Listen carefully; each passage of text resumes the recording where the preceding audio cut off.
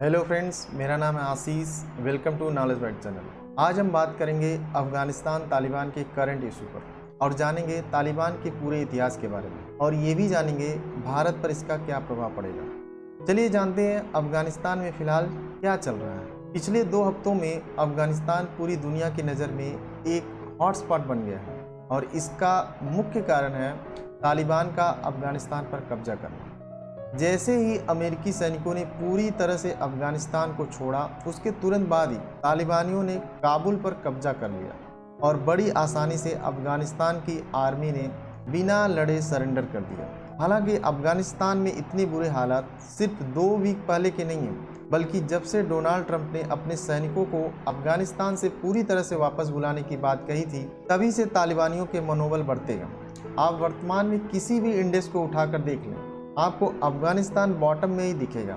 इससे आप अंदाज़ा लगा सकते हैं कि अफगानिस्तान पिछले 1-2 वर्षों से किन हालातों से गुजर रहा था। आइए जानते हैं तालिबान के पूरे इतिहास के बारे में, कैसे इसका जन्म हुआ और कैसे इसने 2 महाशक्तियों को अफगानिस्तान से भगाने में कामयाब हुआ। सबसे पहले जानते हैं तालिबान शब्द का मतलब क्या है। दरअसल तालिबान एक पश्तूनी या अरबिक शब्द तालिब से बना है, जिसका शाब्दिक अर्थ होता है छात्र।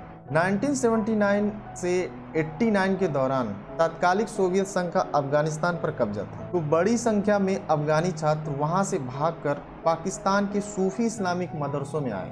1990 के दशक में पाकिस्तान की आईएसआई ने अफगानी छात्रों को भड़काकर सोवियत संघ के खिलाफ तालिबान को जन्म दिया। इसका प्रमुख कारण तत्कालिक पाकिस्तानी राष्ट्रपति जियाउल हक को यह डर था कि कहीं सोवियत संघ पाकिस्तान के बलूचिस्तान को अपने कब्जे में न कर ले। तालिबान को अस्तित्व में लाने में अमेरिका का भी बड़ा हाथ है, क्योंकि अमेरिका नहीं चाहता था कि सोवियत संघ के प्रभाव में अफगानिस्तान एक कम्युनिस्ट देश बन जाए। इससे अमेरिका सोवियत संघ के खिलाफ लड़ाई के लिए तालिबानियों को हथियारों की सप्लाई करता रहा। 1991 के बाद सोवियत संघ के चले जाने पर अमेरिका धीरे धीरे तालिबानियों की मदद करना एवं हथियार सप्लाई को कम कर दिया। उधर तालिबानियों के सामने भी ऐसी कोई बाहरी बड़ी शक्ति बची नहीं जिससे वो जंग लड़े, और ना ही अपने अस्तित्व को जिंदा रखने के लिए संसाधन बचे। ऐसे में तालिबानियों ने अपने ही देश में सरकार के खिलाफ पैर जमाना शुरू किया।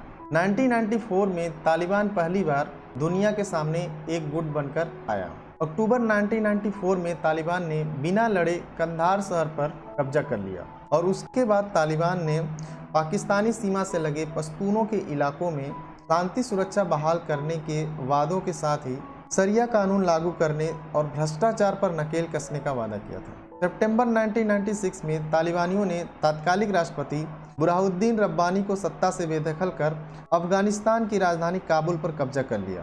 तालिबानियों ने सत्ता पर काबू करने के बाद शरिया एवं इस्लामिक कानून को सख्ती से लागू किया। शरिया कानून के तहत महिलाओं पर कई तरह की कड़ी पाबंदियां लगा दी गई थी, जैसे उन्हें टीवी, म्यूजिक्स या सिनेमा हॉल पर जाने पर पाबंदी थी। 10 वर्ष के कम उम्र के बाद लड़कियों को स्कूल नहीं जाने दिया जाता था। घर के किसी मेल सदस्य के बिना महिलाएं घर से बाहर नहीं जा सकती थीं। इनका उल्लंघन करने पर तालिबानी कड़ी सजा देते थे। 1996 से 2001 तक तालिबानी शासन के दौरान मुल्ला उमर देश का सर्वोच्च धार्मिक नेता बना। उस समय तालिबानी आंदोलन को सिर्फ पाकिस्तान, सऊदी अरब और यूएई का समर्थन या मान्यता प्राप्त था। 1998 तक तालिबानियों ने अफगानिस्तान के 90% हिस्सों पर कब्जा कर लिया था। तालिबानियों ने मार्च 2001 में बामियान घाटी में बुद्ध की 1500 साल पुरानी प्रतिमाओं को तोड़ डाला। इन सब घटनाओं के बाद अब जानते हैं कि अमेरिका किस तरह से अफगानिस्तान की धरती पर अपने सैनिकों को भेजा।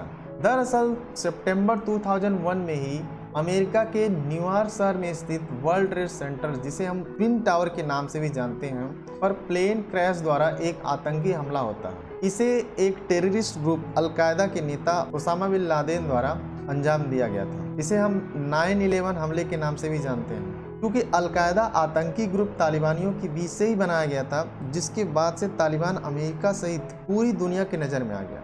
इसके बाद से ही अमेरिका अफगानिस्तान से तालिबानियों को सफाया करने के लिए अपने सैनिकों को अफगानिस्तान में भेजा। अक्टूबर 2001 में ही अमेरिका ने ऑपरेशन एंड्यूरिंग फ्रीडम शुरू किया, जिसके बाद अमेरिका ने तालिबानियों को सत्ता से बेदखल कर दिया। हालांकि इस ऑपरेशन में तालिबानी नेता प्रमुख मुल्ला उमर और अल-कायदा प्रमुख ओसामा बिन लादेन पकड़े नहीं जा सके। दिसंबर 2001 में अमेरिकी सहयोग से हामिद करजई को अफगानिस्तान का अंतरिम प्रशासनिक प्रमुख बनाया गया। आगे 2004 में पहली बार अफगानिस्तान का संविधान अस्तित्व में आया, जिसके आधार पर लोकतांत्रिक प्रक्रिया का पालन करते हुए निर्वाचन कराया गया और अपने पहले ही निर्वाचन में अफगानिस्तान के नागरिकों ने हामिद करजई को राष्ट्रपति पद के लिए चयन कर लिया। उसके बाद हामिद करजई 2004 से 2014 तक राष्ट्रपति बने रहे। वहीं 2009 में अमेरिका में बराक ओबामा के राष्ट्रपति बनने के बाद अफगानिस्तान में अधिक शांति बनाए रखने के लिए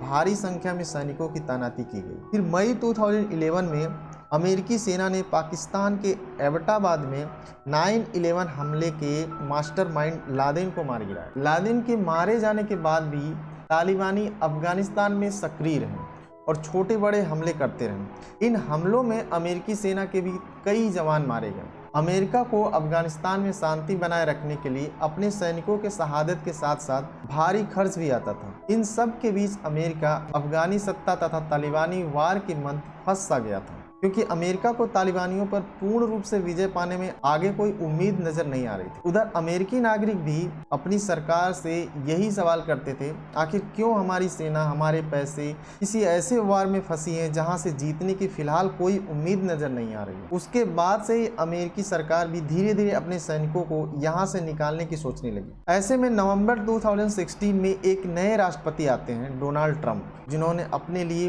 वोट ही इसी एजेंडे पर मांगा था कि अमेरिका फर्स्ट, जिसमें उन्होंने वादा किया था कि ऐसे कई देशों में फंसे अमेरिकी सेना को वापस लाएंगे, जिससे सिर्फ अमेरिकी एवं अमेरिकी नागरिकों का भला हो। और इस तरह से डोनाल्ड ट्रंप तथा तालिबानियों के बीच निगोशिएशन शुरू हुआ। करीब 18 महीनों के लगातार बातचीत के बाद 29 फरवरी 2020 को दोहा में अमेरिका तथा तालिबान के बीच एक शांति समझौता होता है। इस समझौते के अनुसार ये तय किया गया कि अमेरिका अब अफगानिस्तान में अपने सैनिकों की संख्या में धीरे धीरे कमी लाएगा। दूसरा, अमेरिका अगले 14 महीनों में अपने और सहयोगी देशों के सभी सैनिकों को वापस बुलाएगा। वहीं तालिबान आतंकी संगठन अल-कायदा के साथ रिश्ता नहीं रखेगा तथा तालिबान हिंसक गतिविधियों में भी शामिल नहीं होगा और तालिबान अमेरिका के खिलाफ अफगानिस्तान की जमीन का इस्तेमाल नहीं करने देगा। इसी समझौते के तहत ही जो बाइडेन के राष्ट्रपति बनने के बाद अमेरिका अपनी पूरी आर्मी को अफगानिस्तान से वापस बुला लिया और उसके बाद का परिणाम आपके सामने है। तालिबानियों ने काबुल पर कब्जा कर लिया। अब सवाल यह है कि इन सब का भारत पर क्या प्रभाव पड़ सकता है। देखिए, एक चिंता तो यह है कि लश्कर और जैश-ए-मोहम्मद जैसे अन्य बहुत से आतंकी समूहों को भारत पर आतंकी हमले एवं फलने फूलने के लिए एक अनियंत्रित स्थान मिल जाएगा। दूसरा, अफगानिस्तान में पिछले 2 दशकों से चलाई गई विकास और बुनियादी ढांचे की परियोजनाओं में भारत की भूमिका सिमट जाएगी। तीसरा ये होगा कि अफगानिस्तान से जुड़ने एवं सेवाएं पहुंचाने के लिए भारत द्वारा इराक में बनाया गया चाबहार पोर्ट फिलहाल के लिए अव्यवहारिक हो जाएगा, मतलब इसका कोई उपयोग नहीं रह जाएगा फिलहाल के लिए। तो ये सभी प्रभाव पड़ सकते हैं भारत पर। इन सब से निपटने के लिए भारत के पास वर्तमान में विकल्प क्या है? देखिए, भारत के पास ऐसे 4 विकल्प हैं जिसमें भारत अमल कर सकता है। पहला ये होगा कि काबुल में केवल लोकतांत्रिक सरकार का समर्थन करने के अपने सिद्धांत पर टिका रहे और वहां की सरकार को अंत तक राजनीतिक और मानवीय सहायता प्रदान करता रहे। दूसरा ये हो सकता है कि ईरान के रास्ते अफगानी सेना यानी कि Afghan national defence and security forces को हथियार एवं हवाई सहायता जैसी सैन्य मदद की जाए। परंतु तालिबानियों ने प्रेस कॉन्फ्रेंस में आकर भारत को धमकी दी है कि अगर ऐसा हुआ तो भारत को गंभीर नतीजे भुगतने होंगे। ऐसा तालिबान ने भारत को धमकी दी है। तीसरा ये हो सकता है कि तालिबान के साथ भारत हाथ मिलाकर अपने संबंधों को बेहतर बनाए, या फिर चौथा, भारत वेट एंड वॉच वाली नीति का अनुसरण कर, जिसमें समय के साथ जब ये साफ हो जाए कि जीत कौन रहा है तब उसके बाद कदम उठाए। फिलहाल ये चारों विकल्प भारत के लिए आसान नहीं होंगे। अफगानिस्तान फिर वहीं पर आकर खड़ा हो गया है जहां से 20 वर्ष पहले अमेरिकी सेना ने अफगानिस्तान में पहली बार कदम रखी थी। फिलहाल इस वीडियो में बस इतना ही। अगर वीडियो पसंद आई हो, कुछ सीखने को मिला हो तो प्लीज़ वीडियो को लाइक, शेयर एंड सब्सक्राइब कर दीजिएगा। Thank you for watching. धन्यवाद।